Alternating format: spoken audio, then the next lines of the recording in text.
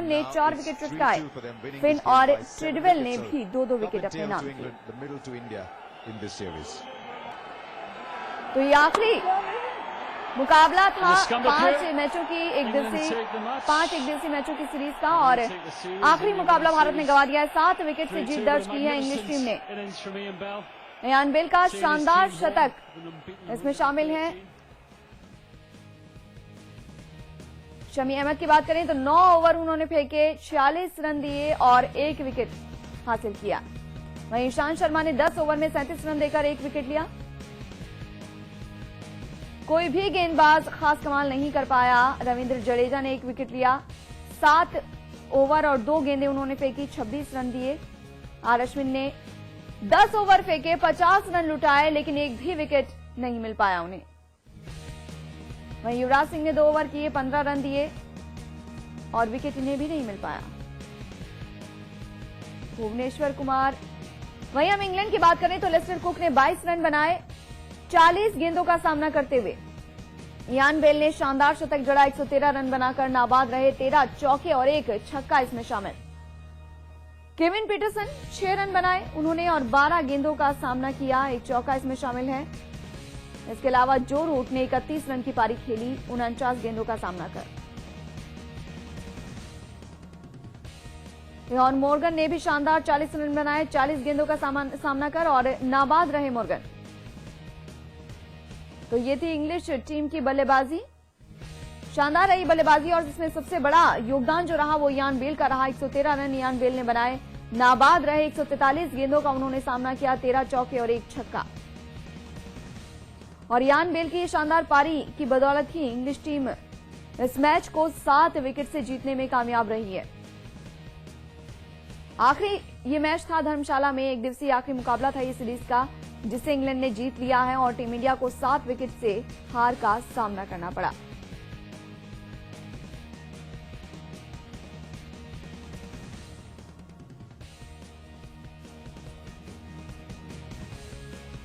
एक बार फिर से भारत का टॉप ऑर्डर फेल हुआ। टारगेट सही नहीं रख पाई टीम इंडिया और खामियाजा भुगतना पड़ा हार के रूप में। England take the match. They don't take the series. India win the series 3-2. But a magnificent innings from Ian Bell, seeing his team home, been unbeaten 113, and on more than 40 not out. Been a good one-day series. अंकित प्रमोद हमारे खेल सहयोगी हमारे साथ जुड़ चुके हैं ज्यादा जानकारी के साथ। अंकित, क्या लगता है टीम इंडिया का टॉप ऑर्डर एक बार फिर से फेल हुआ, गेंदबाज कोई कमाल नहीं कर पाए। ये आखिरी मैच था सीरीज का और आखिरी मैच में हार, कुछ अच्छा नहीं लग रहा है।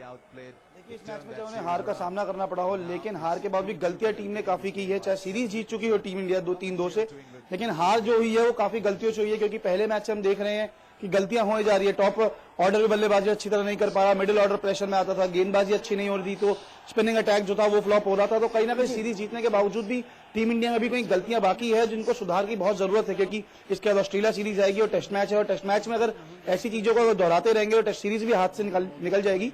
तो पूरी अगर हम इस सीरीज पे देखें तो 3-2 से तो जीत चुकी है टीम इंडिया, लेकिन गलतियां बहुत की है। टॉप ऑर्डर जैसे विराट कोहली, युवराज सिंह, गंभीर, ये सारे मैचेस में फ्लॉप होते रहे। एक मैच में अगर शतक मारते हैं विराट कोहली तो उसके बाद विराट कोहली कहते हैं कि मैं फॉर्म में आ चुका हूं, मेरी लय वापस आ गई, लेकिन उसके बाद वो फिर नाकाम होते हैं। युवराज सिंह एक मैच में 30 रन मारते हैं, उसके बाद फिर उनका फ्लॉप शो देखने को मिलता है। वहीं रहाणे को मौका दिया गया सहवाग की जगह पूरी सीरीज में, वो कुछ नहीं कर पाते। गंभीर एक अर्धशतक मारते हैं, उसके बाद बल्ला शांत हो जाता है। वहीं अश्विन पे अगर नजर डाले, एक मैच में 3 विकेट, तो उसके बाद 3 मैचों में वो विकेटों के लिए तरसते हैं। तो कहीं ना कहीं पूरी सीरीज में टीम इंडिया ने काफी गलतियां की, जिस पर अभी तक कोई सुधार नहीं किया गया, क्योंकि समझदार टीम वही होती है कि एक मैच में गलती है तो दूसरे मैच में वो गलती ना दोहराए। लेकिन टीम इंडिया ने 5 मैचों में वो गलती दोहराई है, जिसका खामियाजा ये था कि जहां 4-1 से हम जीत सकते थे, वहां 3-2 से भी जीतनी पड़ी सीरीज। जी अंकित, बात की आपने अश्विन की, विकेटों के लिए तरसते रहे, 10 ओवर फेंके, 50 रन लुटाए, इतने ज्यादा वो किफायती नहीं रहे और एक भी विकेट हासिल नहीं हो पाया। ये बड़ी सरदर्दी होगी टीम इंडिया के लिए। जी बिल्कुल, हम पहले मैच से बात कर रहे हैं कि अश्विन को आखिरकार क्यों इतना सहा जा रहा है, क्यों इन्हें इतने टीम में खिलाया जा रहा है जब आपके पास और भी स्पिनर टीम में मौजूद है। लेकिन धोनी कोई ऐसा रिएक्शन नहीं दे रहे कि हम अश्विन को थोड़ी देर के लिए बाहर बिठाए। वो सोचते हैं कि अश्विन बल्ले से कोई कमाल कर देंगे। 10-15 रन एक टेल एंडर में हमेशा देता है, लेकिन वो 100 रन कर रहे हैं, 50 रन कर रहे हैं, तो एक उनकी टीम में अलग से जगह बनती है। लेकिन जो उनका मेन है वो गेंदबाजी, और गेंदबाजी में अभी तक कोई ऐसा कमाल नहीं किया कि उन्हें टीम में रखा जाए, उन्हें बरकरार रखा जाए 5 मैचों के लिए। आपने अमित मिश्रा को चांस नहीं दिया, आप किसी और प्लेयर्स को ला सकते हैं। जब 3 मैच हो गया, टीम चेंज होनी थी, आपने टीम चेंज की, चयनकर्ताओं ने सिलेक्शन में कोई बदलाव नहीं किया, अश्विन को फिर मौका दिया। तो कहीं ना कहीं धोनी का दोस्ताना अश्विन का काफी वो गहरा है, जिसकी वजह से अश्विन को वो बार बार खिलाए जा रहे हैं। आप युवराज सिंह से गेंदबाजी नहीं करा रहे, क्योंकि युवराज सिंह और धोनी का कहना है कि जब से पावर प्ले का रूल चेंज हुआ है, 5 खिलाड़ी जो हैं सर्कल में रहेंगे और 4 खिलाड़ी बाहर रहेंगे, तो हम युवराज को बॉलिंग नहीं करा पाएंगे, क्योंकि युवराज को ज्यादा रन पड़ सकते हैं। तो धोनी डर रहे हैं बॉलिंग कराने में युवराज से, या फिर अश्विन को ज्यादा सपोर्ट कर रही है, तो धोनी जान सकते हैं। लेकिन अश्विन का भी टीम में जगह जो है वो तय नहीं रखना चाहिए, उन्हें थोड़ी देर के लिए आराम देना चाहिए, किसी और गेंदबाज को मौका देना चाहिए। अंकित, टॉप ऑर्डर सिरदर्दी बना हुआ है। हम जो काफी वक्त पहले, कुछ वक्त पहले से बात कर रहे थे सचिन तेंदुलकर की कि वो टीम में है और बोझ बने हुए हैं। सचिन बाहर हो गए, सचिन ने संन्यास ले लिया एक दिवसीय क्रिकेट से। हम सहवाग की बात कर रहे थे कि सहवाग बोझ बने हुए, सहवाग नहीं है। यहाँ पर युवाओं को मौका दिया जा रहा है, लेकिन बावजूद इसके टॉप ऑर्डर लगातार फेल हो रहा है। जी बिल्कुल, अगर हम सौरव गांगुली के एक बयान पर नजर डालें तो सौरव गांगुली ने हमेशा यही कहा था कि सचिन नाकाम हो रहे, तो उसका मतलब ये नहीं कि हमने बाहर निकाल दीजिए। ऐसे टीम इंडिया में कई प्लेयर हैं जो रन नहीं बना रहे, उनको भी शायद आराम देना चाहिए, बाहर निकालना चाहिए। लेकिन ऐसा नहीं हुआ, सबने सचिन को एक टारगेट किया था, सचिन ने खुद होकर संन्यास ले लिया। लेकिन अब गौतम गंभीर की बात करें तो लंबे अरसे से उनके बल्ले से ऐसे कोई पारी नहीं खेली गई जो कहे कि हाँ मैच विनिंग पारी है गौतम गंभीर की। विराट कोहली पाकिस्तान सीरीज में फ्लॉप थे, इस सीरीज में फ्लॉप दिखे। युवराज सिंह का खेल जो था वो मिला जुला रहा, कभी वो हिट होते हैं, कभी फ्लॉप रहते हैं। राणे को मौका दिया गया तो राणे से ये उम्मीद थी, जब उन्हें डेब्यू किया था तब इंग्लैंड के खिलाफ किया था, अच्छा खेले थे वहां पे इंग्लैंड में जाके, तो यहां भी खेलेंगे। लेकिन राणे भी ऐसा कोई कमाल नहीं कर पाए, वो भी फ्लॉप चलते रहे, गैर जिम्मेदार तरीके से आउट होते रहे, कभी क्लीन बोल्ड हो रहे हैं या फिर कैच थमा रहे हैं। तो टॉप ऑर्डर इनकी काफी बड़ी टेंशन बनती जा रही है टीम इंडिया, क्योंकि टॉप ऑर्डर अगर नहीं रन बनाता तो मिडिल ऑर्डर के पास आपका पूरा चल जाता है कि मिडिल ऑर्डर ही रन बनाएगा। और 50 ओवर के गेम में अगर 25 ओवर में आपके 4 विकेट आउट हो चुके हैं, 100 रन है, तो मिडिल ऑर्डर भी वो 300 तक स्कोर नहीं पहुंचा सकता। जी अंकित, अगर हम फील्ड की बात करें, धर्मशाला में पहला मैच खेला गया था, फील्ड कैसा रहा, क्षेत्र रक्षण कैसा रहा टीम इंडिया का, वो भी जानना चाहेंगे। देखिए, अगर धर्मशाला के मैदान की बात करें तो पहली बार तो मैच हुआ, लेकिन टीम इंडिया के कई खिलाड़ी आईपीएल में भी खेल चुके हैं, हमने पहले बात की, तो उनको वहां पे ऐसी कोई प्रॉब्लम नहीं है। भले ही ये ग्राउंड छोटा है, लेकिन अगर आप विकेट टू विकेट बॉल कराते रहेंगे तो किसी भी ग्राउंड पे आपको रन नहीं पड़ सकते। लेकिन आप फ्लाइटेड, लूज डिलीवरी या ऑफ स्टंप के बाहर आप बॉलिंग कराएंगे तो आपको रन पड़ेंगे, तो वो देखने को मिला। टीम इंडिया के गेंदबाजों ने काफी बाहर कराई, थोड़ी फ्लाइटें दी, थोड़ा मिसफील्डिंग की। तो पूरे इस पे यही है कि धर्मशाला का ग्राउंड ऐसा नहीं है कि छोटा है या पहला मैच हुआ तो कहीं दिक्कतें आई। आईपीएल में कई मैचेस हुए जहां पे टीम इंडिया के कई खिलाड़ी खेल चुके, तो उन्हें दिक्कत नहीं आनी चाहिए थी। दिक्कत आती तो सिर्फ इंग्लैंड टीम को आती, लेकिन इंग्लैंड टीम ने ऐसा कोई जाया नहीं होने दिया कि हम पहली बार खेल रहे हैं इस मैदान पर। चलिए अंकित, आप बने रहिए हमारे साथ, आपके पास फिर से लौटेंगे। लेकिन बड़ा सवाल यही है कि भले ही सीरीज टीम इंडिया ने जीती हो, लेकिन ये आखिरी मैच जो हारा है, ये अपने आप में एक बड़े सवाल खड़े करता है टीम इंडिया पर। टीम इंडिया में कुछ ऐसे चेहरे हैं जिनके नाम तो बड़े हैं, लेकिन दर्शन छोटे, यानी वो हर मुकाबले में फ्लॉप साबित हो रहे हैं। उन्हें बार बार टीम में जगह मिल जाती है, हर मौका उन्हें मिलता है, बावजूद इसके वो नाकाम हो रहे हैं। नाम बड़े और दर्शन छोटे।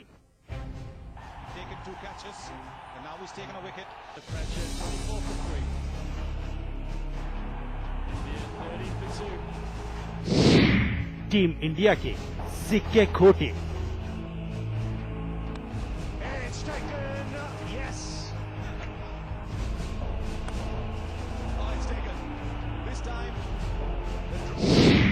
इन्होंने हर मुकाबले में दिए धोखे।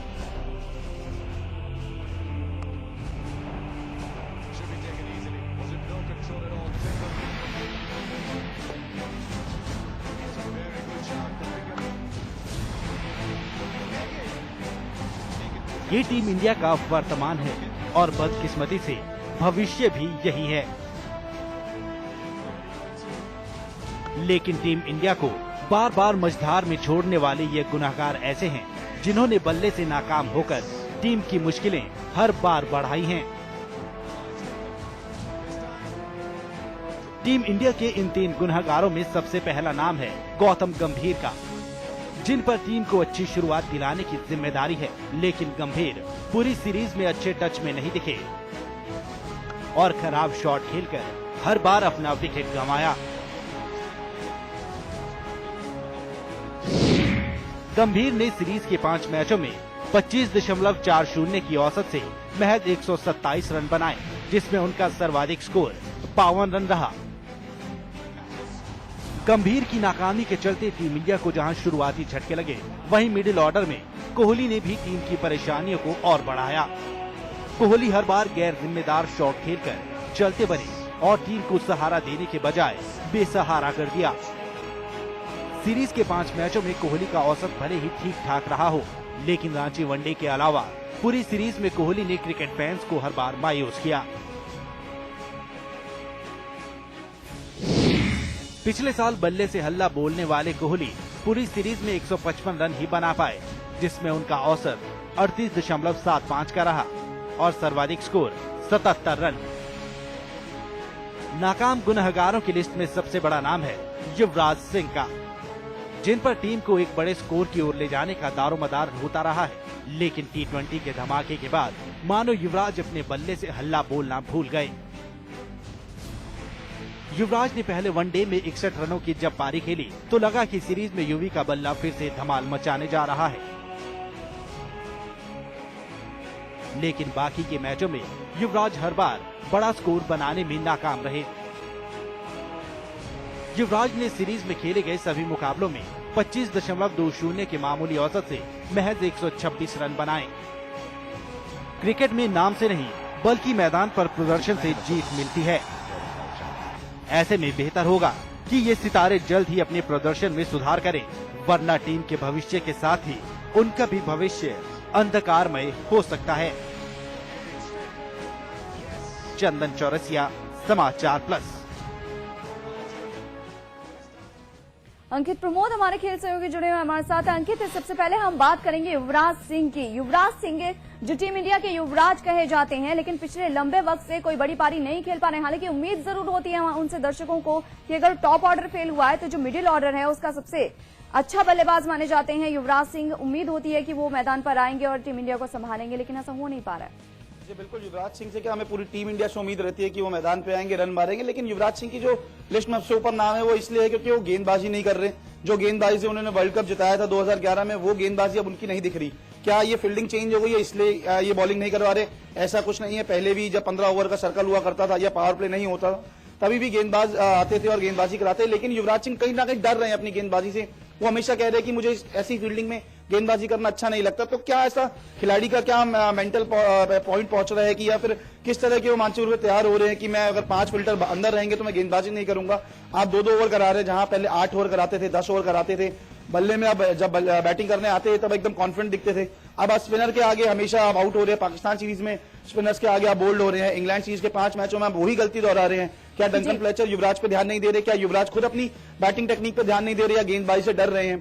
तो ये सब युवराज को सोचना पड़ेगा और युवराज को भी ये ध्यान रखना पड़ेगा कि अब आने वाली सीरीज में अगर उन्होंने कुछ कमाल नहीं किया तो शायद इन्हें भी बेंच पे बैठना पड़ सकता है। बिल्कुल, और मिडिल ऑर्डर कमजोर हो रहा है क्योंकि मिडिल ऑर्डर की सबसे मजबूत कड़ी माने जाते हैं युवराज।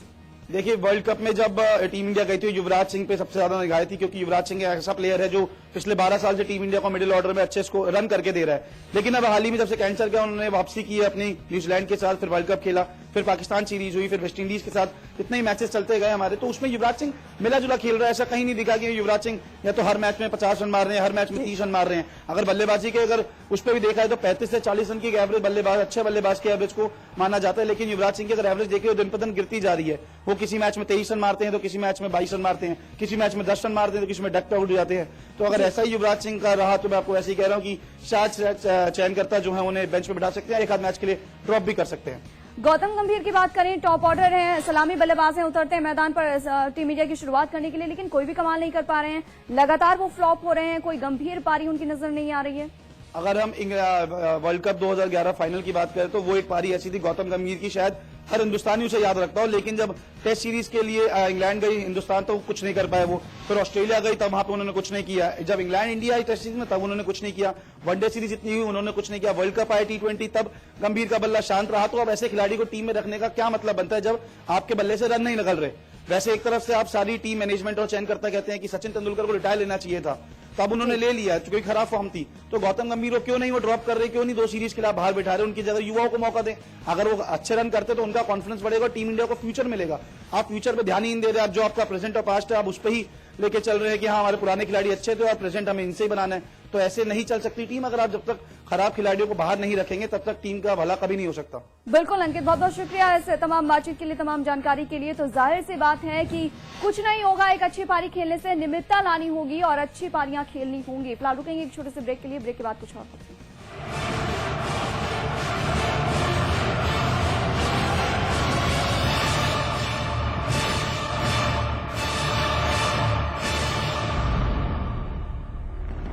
रजनीगंधा का कोई मुकाबला नहीं।